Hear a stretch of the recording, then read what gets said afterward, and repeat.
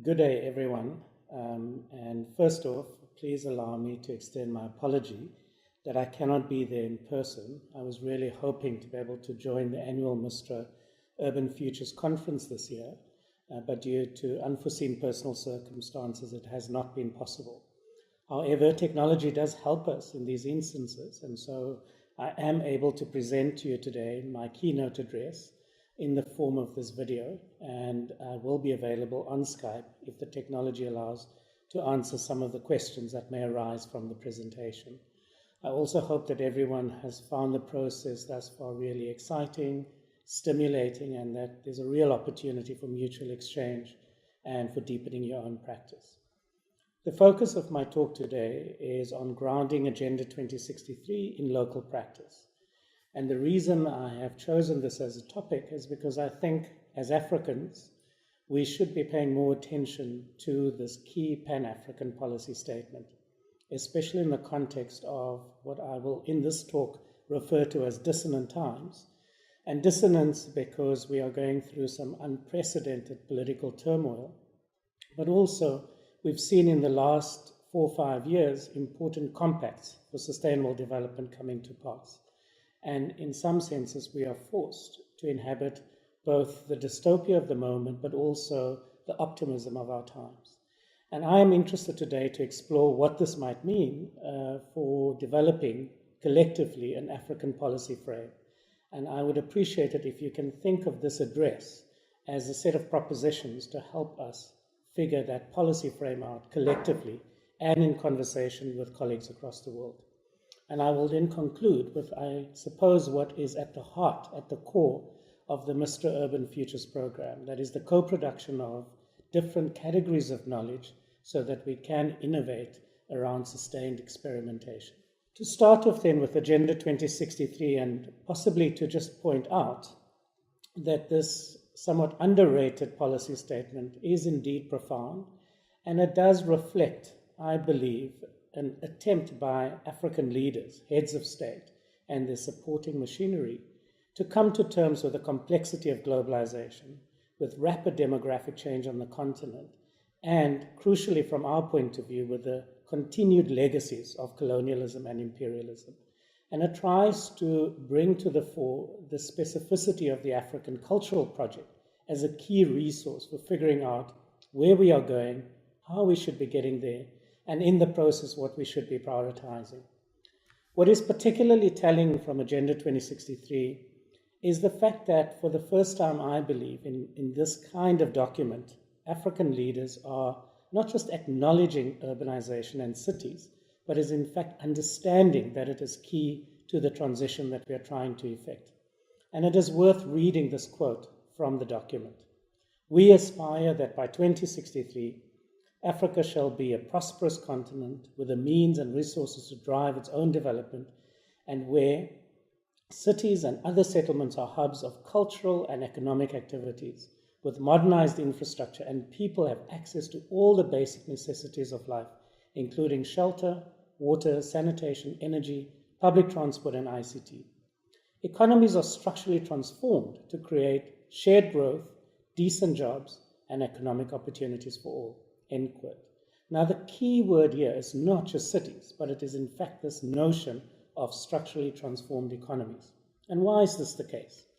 Well, if we look at this one figure that demonstrates what has happened to employment by sector over the last 15 years or so, in other words, the period that coincides with what is loosely termed the Africa Rising period, that is the moment within which we see more aggressive and sustained GDP growth rates, it is clear that we are facing a profound employment crisis.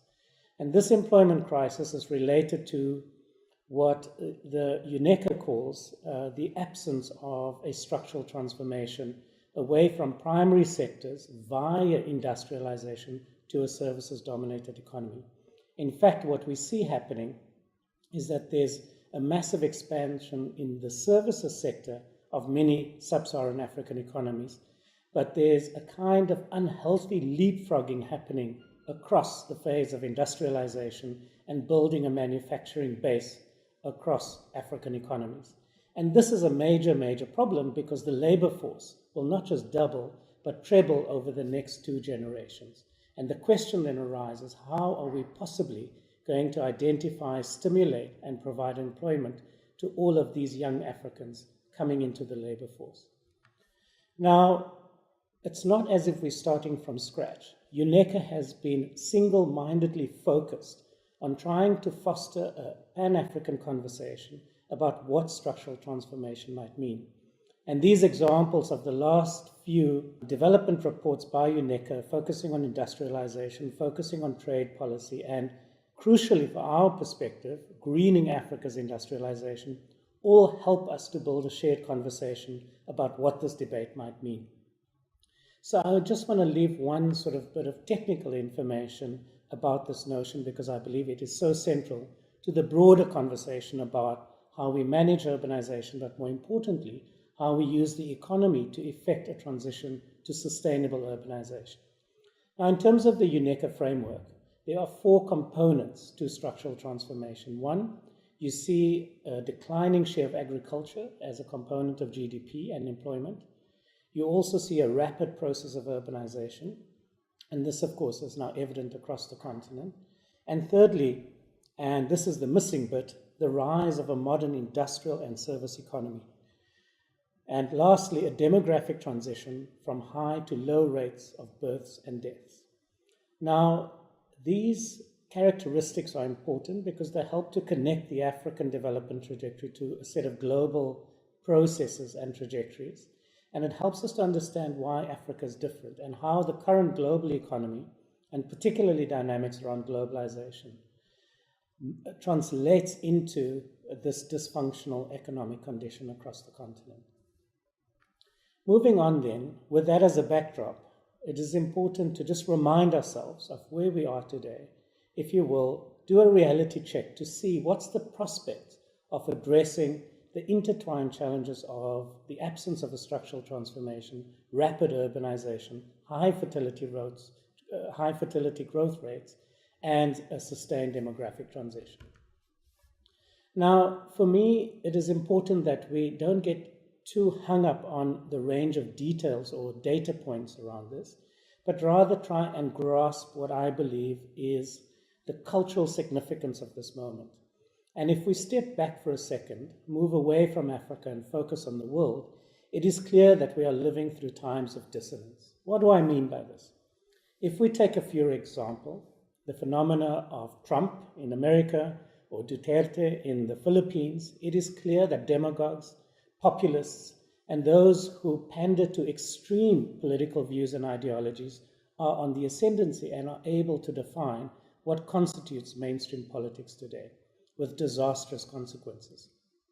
If we look at what is happening with Brexit and the larger implosion of the EU project, it also raises questions about certain political facts that we've always assumed are certainties and are a given for the future.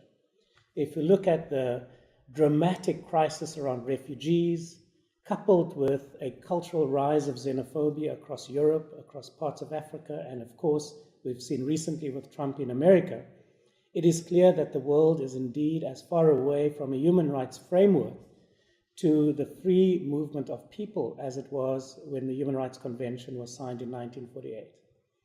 And then there's the interminable questions around Palestine, Syria, and so forth. And of course, we know, as all of us have experienced in recent times, that dramatic climate events is now a fact of life, whether it is raging fires in the US, the declining ice poles, or severe drought in Cape Town, as we are experiencing at the moment. This is now a fact of life. And underpinning all of this phenomena is the effects of a lopsided, highly unequal system of economic activity across the world, which manifests, of course, under the sign of globalization, but has resulted in runaway income inequality, not just in the global south, not just between the north and the south, but also within countries and within cities. These are some of the examples of the extreme challenges we face. And now we are confronted by the specter of workless futures as automation and artificial intelligence is increasingly a realized phenomenon. Now, of course, when you read the newspapers, when you listen to YouTube, when you draw down on your BBC drip feed, the first instinct is, when all of these phenomena coexist, coincide, clash, is that this hopefully is another bout of fake news.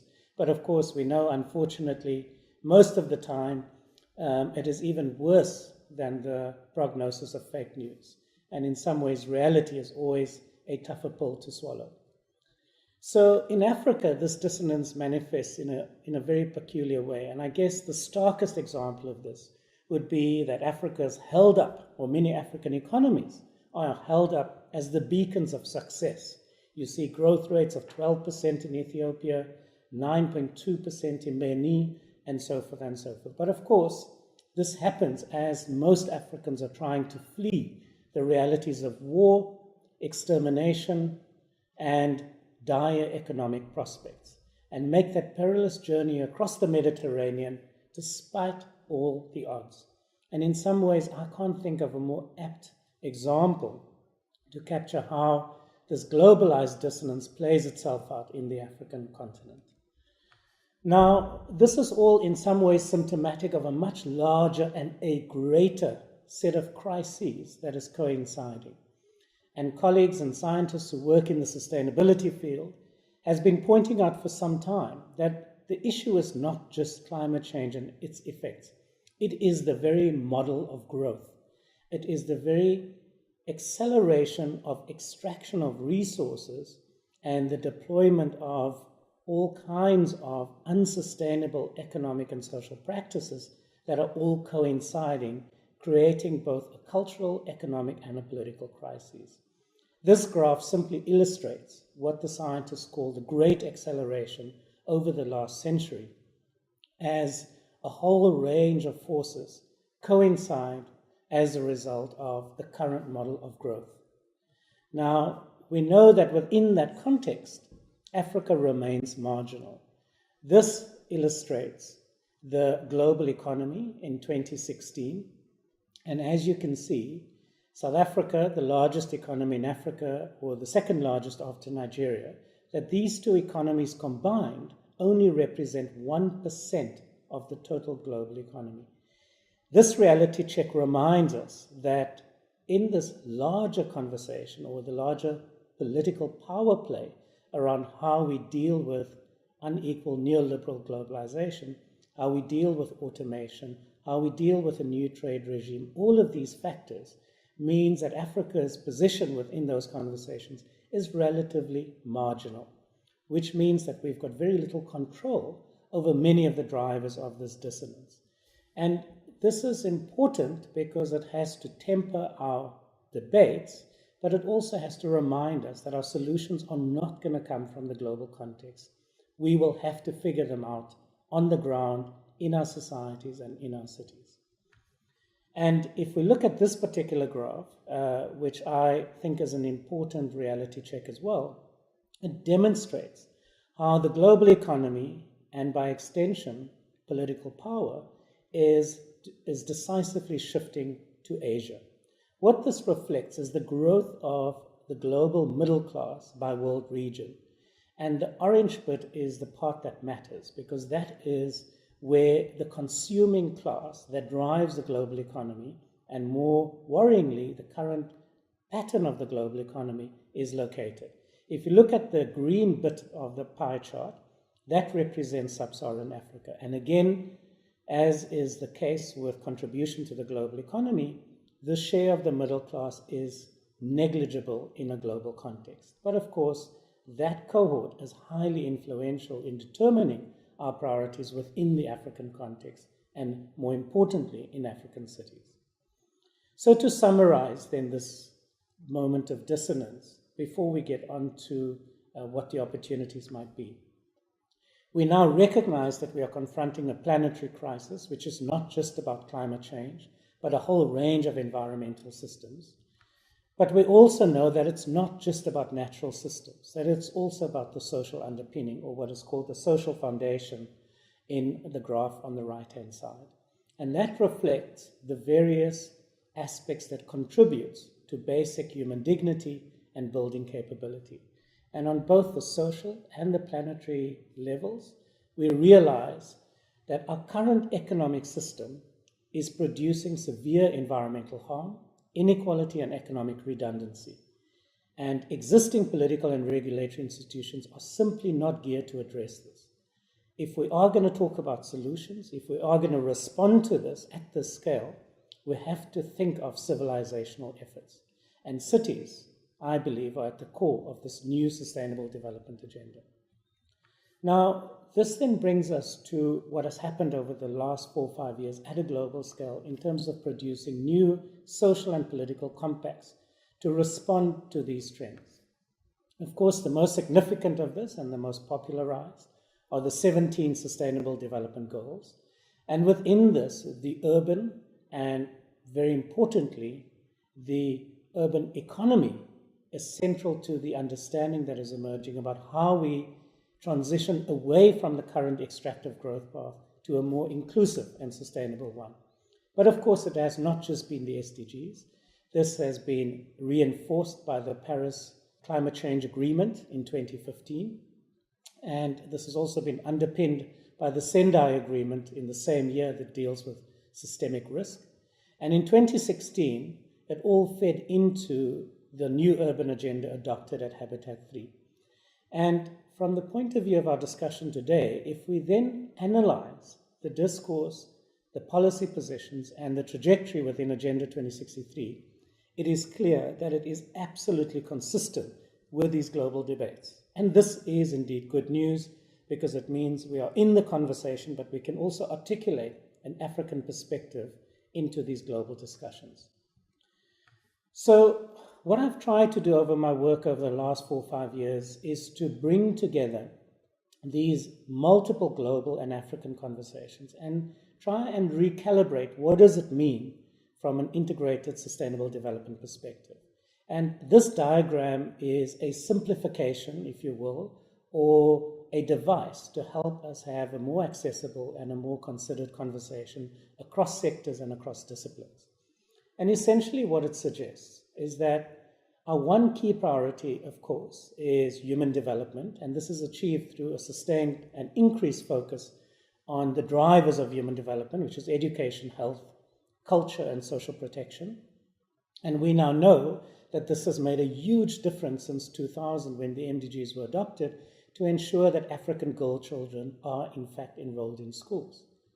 Secondly, we know that growth matters. It's important because we need resources to fuel the investments in restoring the environment, but also enhancing human development. But the quality of the growth has got to dramatically change. It's got to be job creative, and it's importantly got to be a lot more efficient in terms of the resources that is consumed per every unit of GDP. And this then takes us to the last aspect, which is the environmental agenda. And here it is not just about greenhouse gas emissions, even though that is very important. It is also about the reduction and the increased efficiency of natural resource consumption. And finally, about ecosystem service regeneration. And all of this can easily be placed within the established human rights framework that govern the work of the United Nations and various Pan-African institutions. And I believe this helps us re-establish the terms of political and economic discussion between the state, civil society, and the private sector. Now, if we then move on and turn to the more specific issue of urban policy and what that might mean within the African context, we can begin to make a number of assumptions about what sustainable African urbanism might be. And I'd like to point to 4 critical features of sustainable urbanism. Firstly, it means as Africans, we can insist that environmental sustainability should reorient our focus towards a discussion on the green economy. And if we combine the discussion of the green economy with structural transformation, I believe we get to a set of macro-political economy questions that is much more resonant with the African condition.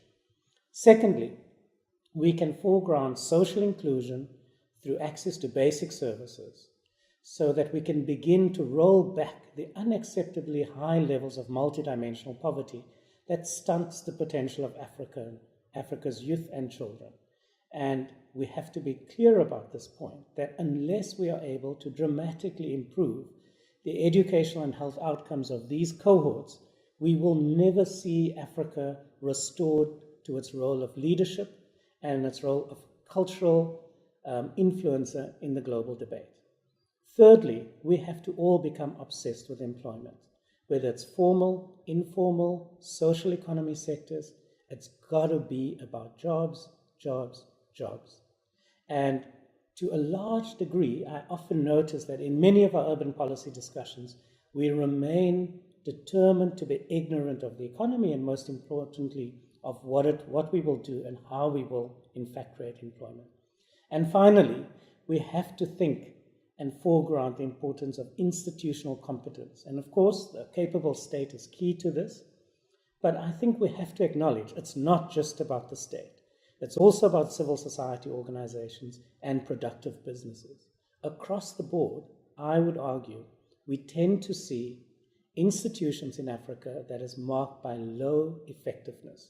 And this relates to questions of leadership, networks, and importantly, it also relates to the incapacity to work across silos and sectors.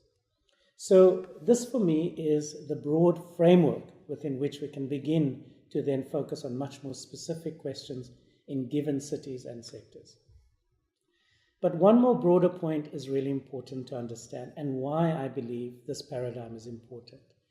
Now, the work of a number of technology economists and sociologists suggests that we are on the cusp of the sixth innovation wave, which is the sustainability wave. This is the transition where we are building on the digital transition that we've experienced since the early 70s until now. And it is bringing to market a set of economic activities and signals that in fact is consistent with the integrated development framework that I spoke about earlier. And the question for us as Africans is, how do we engage with the sixth innovation wave? How do we engage with it given the constraints of technology, investment capital, and human capital? And I believe that it is absolutely possible to respond to this in the same breath as responding to the vast range of urbanization development challenges on the continent. Now, this slide might help to translate what that sixth innovation wave might mean in much more practical terms. This is a survey done by McKinsey Global Institute, where it identified 10 disruptive technologies that will begin to make a profound impact on the global economy across sectors and across value chains. The two aspects here that is clearly profoundly important and already impactful across Africa is mobile internet and renewable energy. Now, this gives us an idea that we can begin to create a decision framework, or if you will, a clearer understanding of the trade-offs that's involved in how we invest in African cities going forward to move in the direction of sustainable urbanization. Now, in this simplistic diagram, I've tried to differentiate between four macro urban development choices. The status quo, what we know and what we love to loathe, if you will. Small middle classes that live in gated communities combined with slum neglect and an infrastructure focus on airports and roads.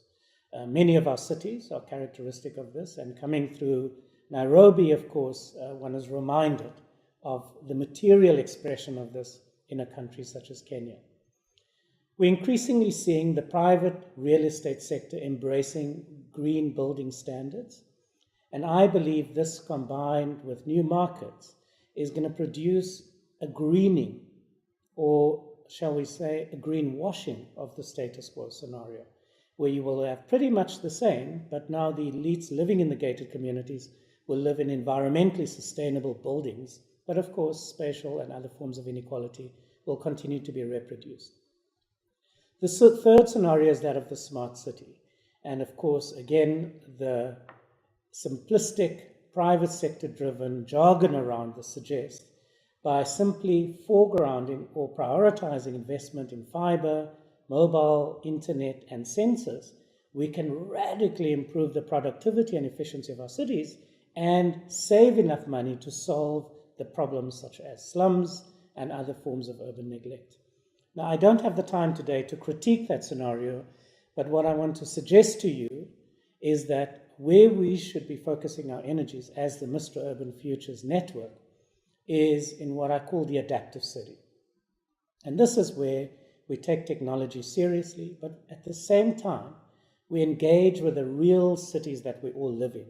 We try and understand, make legible, and foreground the practices of ordinary Africans as they try and make a living, move around in the city, access markets, sell goods, and of course, give expression to their cultural values. And I believe it is in these practices, combined with an open-minded and a critical appreciation of the role of technology, that we can carve a unique African solution for specific places, but also consistent with the ambitions of Agenda 2063. Now, this means, I believe, in the first instance, that we are absolutely clear about the economic basis of this transition. And here, the emergent discourse around the green economy is helpful, but I think we can extend it by not just saying it is about being low carbon, resource efficient, and socially inclusive, as UNDP would have it, but to insist that it's also about spatial integration. And I think this fairly simple but powerful understanding of this green economic frame can help us to think in much more specific ways about how we prioritize intervention in the urban fabric. Now, this model, this framework, takes us to two concepts: radical localization and regional transitions. And these will always be specific to actual cities on the continent or around the world, which means that they will produce their own hybrid pathways to more just politics and inclusive economies, what I believe to be at the heart of the conference theme around just cities. So let's look at regional transitions first. Here, the assumption is, in line with sustainability science around the world, that we have to change the metabolic dynamics of our cities that is currently extractive and wasteful to one that is circular and that is reproductive in terms of the resources and energies in the city.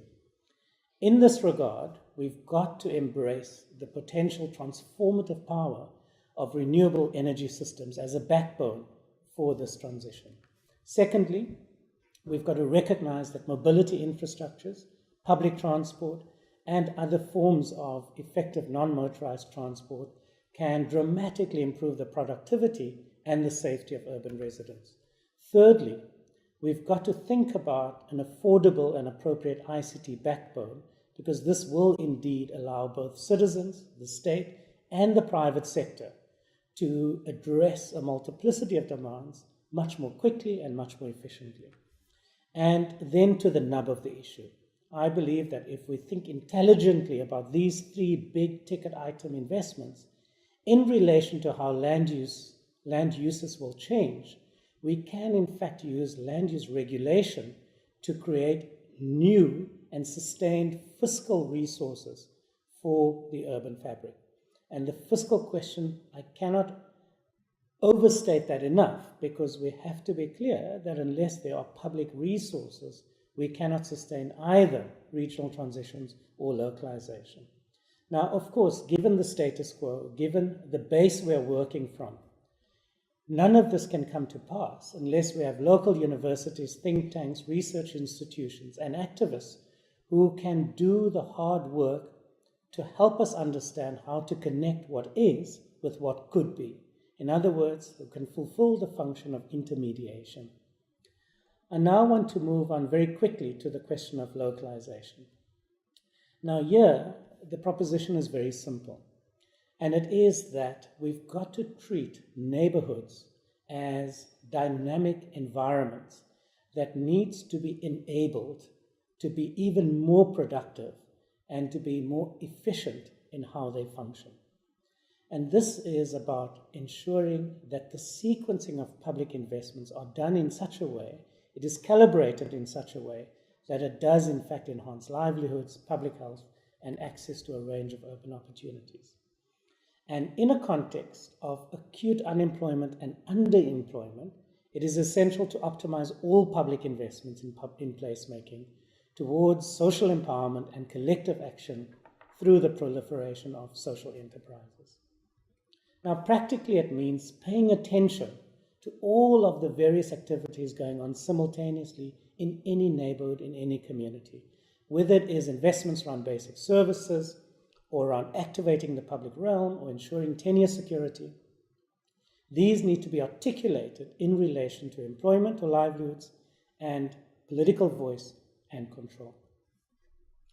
And it is only when the drivers of well-being is connected with the politics, and I underscore that, the politics of placemaking, solidarity, and care, that we can get this virtuous cycle for localization. But it does mean you invest in dedicated institutions and continuous experimentation. To put this differently, we can think of mobilizing people's own determination to live, to survive, to access opportunities, married with the imperative of growing and deepening social capital, and deploying ICT in a strategic way. And what I think will make the difference is if we can bring some basic insights from design literacy to knit these together so that people can begin to articulate their own aspirations in relation to a broader community vision.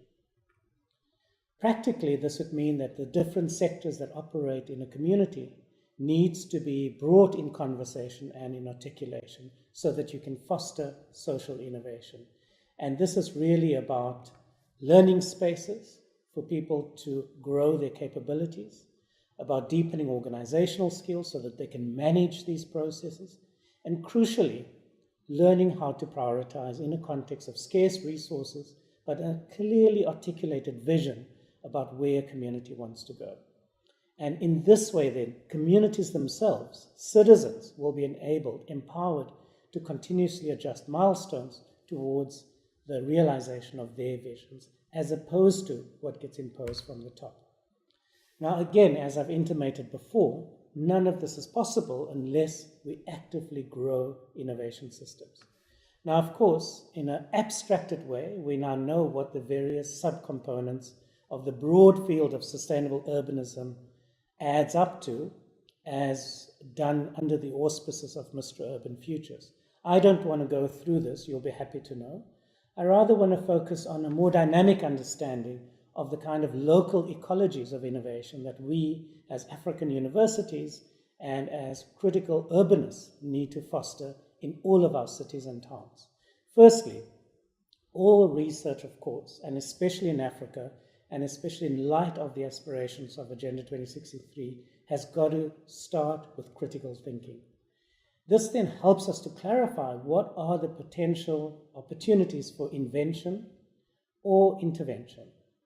And invention often means if you critique the current system, the status quo, it leads to direct action, and that tends to be a closed loop in lots of places where militant politics is the only kind of change work.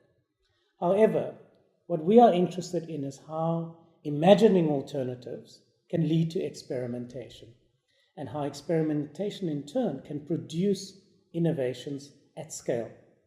And for me, innovation is only innovation when it translates into practices that allows for institutionalization. That's not always the case. You don't always have receptive political leadership or governmental institutions. And then what one can do, of course, is go into the realm of theoretical propositioning, deep learning, and try again, or alternatively, reinforce critique. So it is this dynamic articulation and continuous searching of both the right questions and potential answers that I believe has got to be at the core of the spirit of these innovation systems. So practically, there are multiple ways in which critical work can be promoted, as our partners in Mr. Urban Futures can attest. There are many ways in which we can think about invention, either as probability or possibility, and big data sets and scenarios and projections and so forth are all important. And of course, over the last 2 days, we've been discussing a multitude of ways in which we can experiment, ranging from city labs to prototypes, model building, and so forth. And I believe what all of us need to think about more clearly is not the big, grand resolution of these questions in institutions, in new institutions, but rather how we do the more difficult work of institutional retrofitting. And I hope that this makes clear that none of this is possible, and our core mission of learning is not possible unless we've got dedicated fora and institutions for dialogical reflection. And what this then will allow us to do is to make strategic use of the new requirements of our governments to produce national urban policies. Again, this is not the place to go into the detail of it, but what the New Urban Agenda asks of us is to all work with national and local and other spheres of government to produce national and local agreements of how we are going to deal with our urban transitions. And I believe if we have these innovation ecologies in place at the city level, as MISTRA seeks to do, we will be in a much stronger position to ensure an articulation that is meaningful and real between national urban policies and Agenda 2063. Thank you very much.